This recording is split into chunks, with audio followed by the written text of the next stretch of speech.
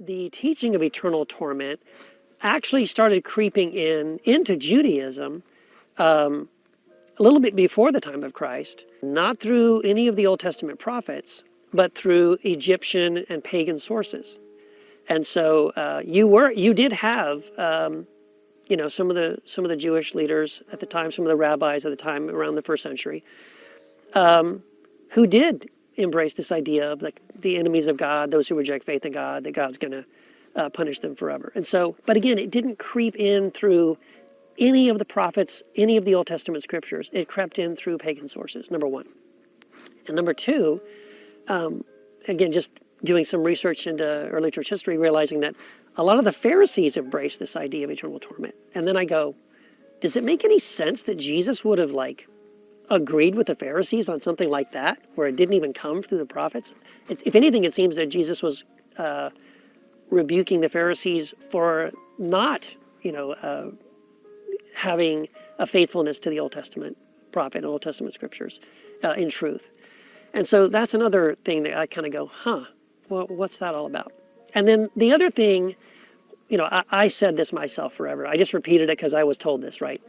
No one talks more about hell in the Bible than Jesus. And I used to tell people that. I believe that.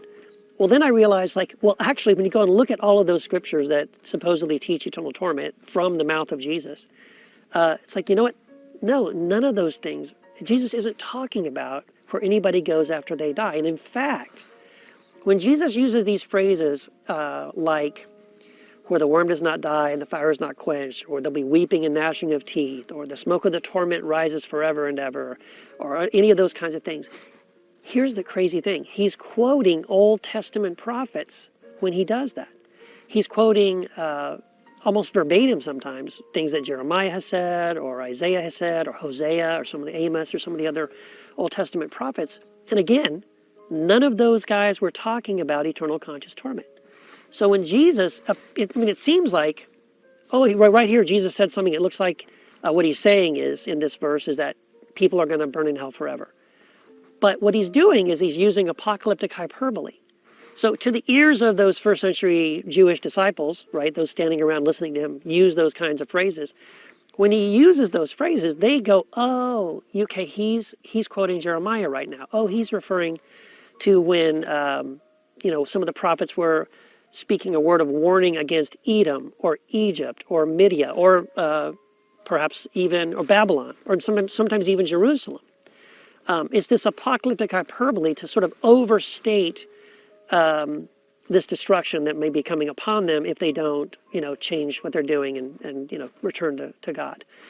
And so that's why he uses these phrases like the stars falling from the sky and the sky being rolled up like a scroll. Again, those are the exact same phrases that Jeremiah, Amos, Isaiah, all these guys use, Ezekiel, to warn these other nations about some destruction that's coming upon them. So again, if we don't know that, we just read it straight like, oh, Jesus is talking about something that's really going to happen to people after they die. They're going to experience this eternal kind of torment.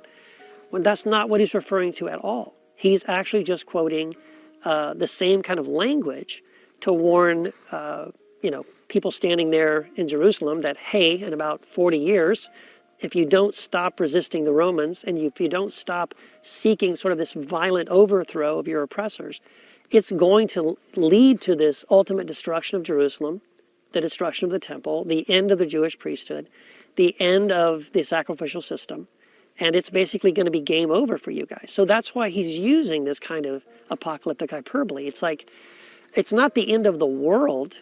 In fact, he doesn't even use that phrase. He uses the end of the age. And so and that did happen, right? So I think, again, if you take the time, and I do this in my book, I try to go through just every single verse that people have used to say, well, here Jesus is talking about eternal torment. And when you do, and you compare it to Old Testament passages, and you look also again at what happened in the destruction of Jerusalem in AD 70, I think what you really see is that's what he's talking about. It's not where anyone goes after they die. It has nothing to do with anybody's post-mortem state at all. That's why I really think that eternal conscious torment has, I think, very weak, very flimsy scriptural evidence when you really dig down and look at it.